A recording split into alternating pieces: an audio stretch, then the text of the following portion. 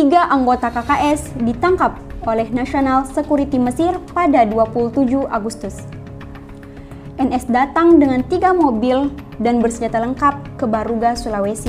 Berdasarkan keterangan dari DP KKS, 2 orang yang ditangkap mengaku tidak terlibat langsung untuk menghubungi keluarga terlapor dan meminta untuk menyiapkan uang tiket pesawat secepatnya. Mengapa langsung deportasi tanpa melewati pengadilan? Bukankah terlapor juga memiliki hak untuk bicara?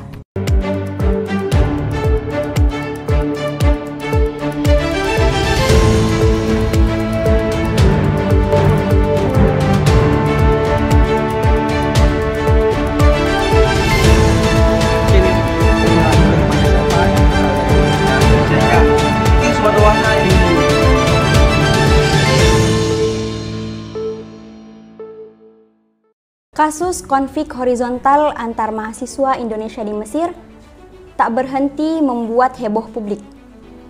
Pasalnya, setelah keadaan mulai aman terkendali, tiba-tiba 3 anggota kerukunan keluarga Sulawesi ditangkap oleh otoritas keamanan Mesir, lalu dipenjara selama 13 hari sebelum akhirnya dideportasi.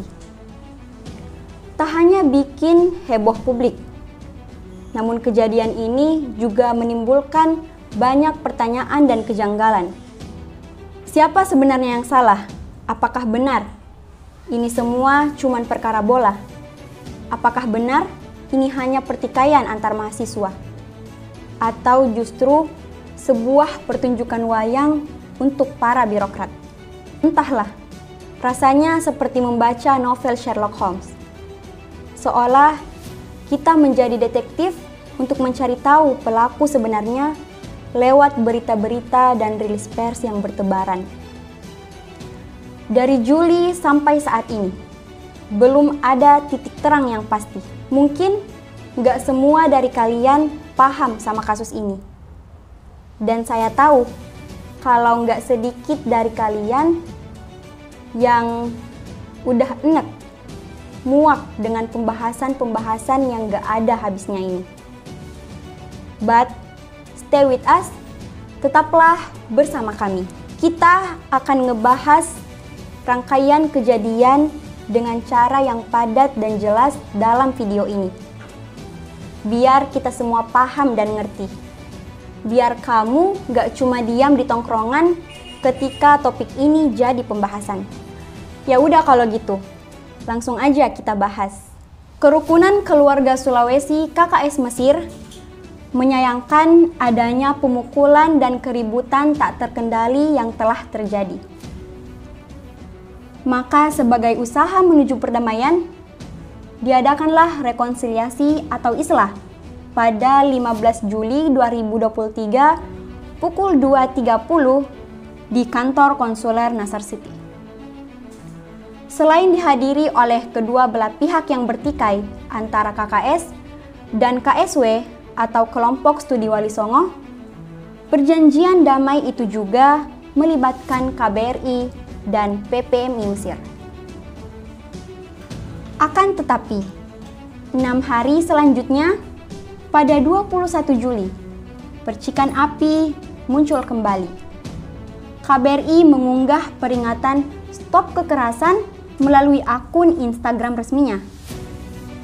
Postingan ini kemudian menjadi ladang ujaran kebencian di kolom komentar yang secara cepat membuat keadaan publik menjadi panas dan menyebarkan emosi negatif kemana-mana. Sejak hari itu, orang-orang berkelahi di media sosial.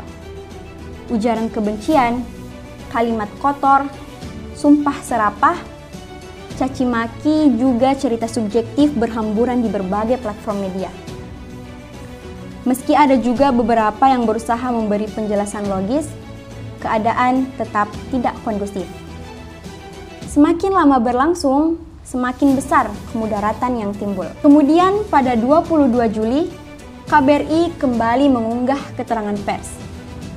Salah satu poin keterangan pers tersebut menyampaikan bahwa KBRI telah mendampingi korban untuk melapor ke pihak kepolisian Mesir terdekat dari TKP. Juga menyatakan siap mengawal proses hukum masalah tersebut dan berkoordinasi dengan National Security Mesir. Pada 22 Juli, api pertikaian semakin besar ketika media nasional memberitakan peristiwa tersebut dari sudut pandang KSW. Disusul pemberitaan media nasional dari perspektif KKS yang mulai dilayangkan 2 hari kemudian. Bersamaan dengan itu, muncul pernyataan sikap dan tuntutan dari 15 kekeluargaan yang meminta KBRI untuk menjatuhi hukuman kepada pelaku kekerasan. 24 Juli, BPA PPMI sebagai lembaga yang membawahi KKS dan KSW secara struktural mengadakan sidang pleno 4 di Balai Kebudayaan KBRI. Namun, alih-alih menyelesaikan masalah, keputusan dari forum ini mendapat protes keras dari KKS sebagai pihak yang merasa dirugikan. Hal ini disebabkan keputusan sidang tersebut mencabut hak dan kewajiban keorganisasian warga Indonesia Timur yang ada di Mesir secara umum.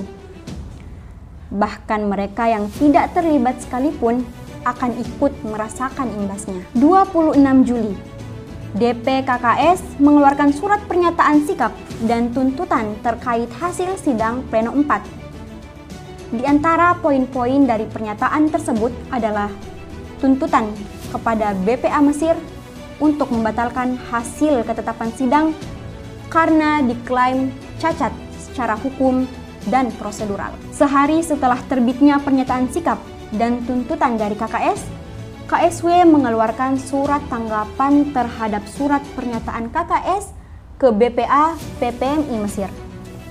Dalam tanggapan itu, KSW menyatakan bahwa persidangan sudah sesuai dengan prosedur dan meminta agar pimpinan BPA memperingatkan KKS untuk menaati hasil ketetapan sidang BPA PPMI Mesir.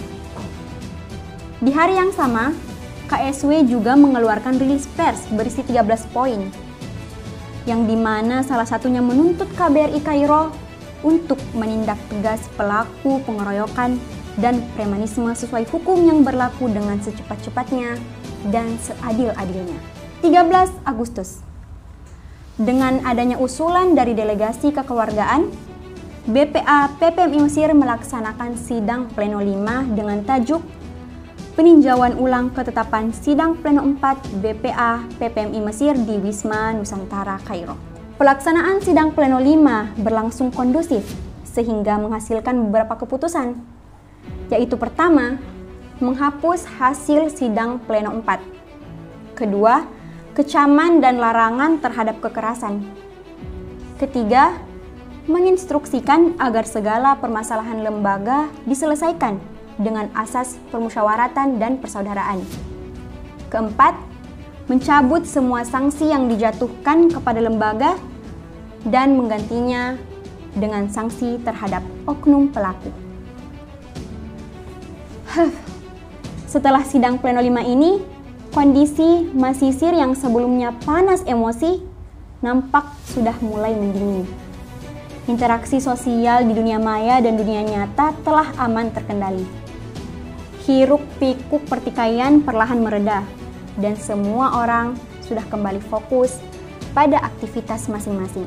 Semuanya kembali tenang hingga tiba-tiba 3 anggota KKS ditangkap oleh National Security Mesir pada 27 Agustus. NS datang dengan 3 mobil dan bersenjata lengkap ke Baruga, Sulawesi, Kairo. Dalam dialog bersama pihak KKS, NS mengatakan bahwa mereka memiliki catatan 11 oknum yang terlibat. Mereka juga menekankan bahwa ada permintaan KBRI Kairo untuk menahan dan mendeportasi 11 oknum ini. NS kemudian meminta KKS untuk mendatangkan 3 orang dari catatan tersebut. Ketiganya pun dibawa pergi oleh NS dengan alasan keterlibatan langsung terkait isu tindakan kekerasan yang terjadi antar mahasiswa Indonesia Juli lalu. Berdasarkan keterangan dari DP KKS, 2 orang yang ditangkap mengaku tidak terlibat langsung. Mereka hanya ikut hadir di TKP. Meski begitu, NS tetap membawa mereka tanpa terkecuali. 3 September, DPKKS yang merasa bingung dengan pengakuan NS berhasil melakukan mediasi dengan KBRI Kairo selaku pemegang fungsi perlindungan WNI di Mesir. Namun, KBRI Kairo memberikan keterangan bahwa pernyataan NS itu tidak benar. KBRI mengaku hanya melakukan pendampingan terhadap pelapor dan tidak mengetahui apa-apa selain itu. KBRI juga mengatakan bahwa mereka tidak bisa mengintervensi NS sebagai otoritas keamanan Mesir. Rumit sih. Kalau menurut kalian, kira-kira gimana nih menyikapi keterangan dari NS dan keterangan dari KBRI itu sendiri? 4 hari kemudian, DPKKS menerima panggilan telepon dari KBRI Kairo untuk datang ke kedutaan hari itu juga. Di sana mereka diberitahu tentang keputusan pendeportasian 3 WNI terlapor itu oleh NS. KBRI juga meminta DP untuk menghubungi keluarga terlapor dan meminta untuk menyiapkan uang tiket pesawat secepatnya. Mendengar hal itu, DP mempertanyakan kejelasan prosedur hukum. Mengapa langsung deportasi tanpa melewati pengadilan? Bukankah terlapor juga memiliki hak untuk bicara dan memberikan keterangan di hadapan hukum yang didampingi oleh KBRI? Namun, KBRI memberikan jawaban yang sama, yaitu tidak mampu mengintervensi keputusan NS. Setelah itu, mulai Jumat sampai Minggu, DP rutin melakukan kunjungan terhadap terlapor yang terkurung di penjara Mesir. Mereka mengatakan lebih baik dipulangkan secepatnya karena benar-benar tidak tahan dengan kondisi penjara. Apalagi di antara mereka ada yang mengaku tidak terlibat langsung, tapi tetap ikut dipenjarakan secara tidak adil atas perbuatan yang tidak mereka lakukan. Hingga akhirnya pada 10 September, pukul 19 waktu Kairo, NS membawa mereka dari lokasi penahanan menuju Bandara Internasional Kairo dengan pengawalan yang ketat. DPKKS yang ikut mengantar bahkan tidak mendapat izin untuk bertemu langsung dengan mereka sebelum akhirnya lepas landas menuju Indonesia. Kira-kira DPKKS sempat ngucapin hati-hati di jalan belum ya? Dari rentetan kejadian ini, DPKKS menyatakan penangkapan ini tidak sesuai prosedur. DPKKS telah menunggu proses hukum yang akan dilaksanakan terhadap tersangka pelaku, tentu dengan dampingan dari KBRI Kairo. Namun yang terjadi, NS yang datang langsung menangkap dan mendeportasi tanpa cross-check dan meminta keterangan terlebih dahulu. Sampai saat ini, masalah belum benar-benar selesai. Masih banyak tanda tanya besar yang belum terjawab. Media-media nasional setiap hari meluncurkan berita terkait permasalahan deportasi. Namun, sampai taking video ini, KBRI belum memberikan pernyataan secara resmi. Apakah deportasi adalah solusi? Seperti apakah ujung dari konflik ini? Kita semua sama-sama menunggu.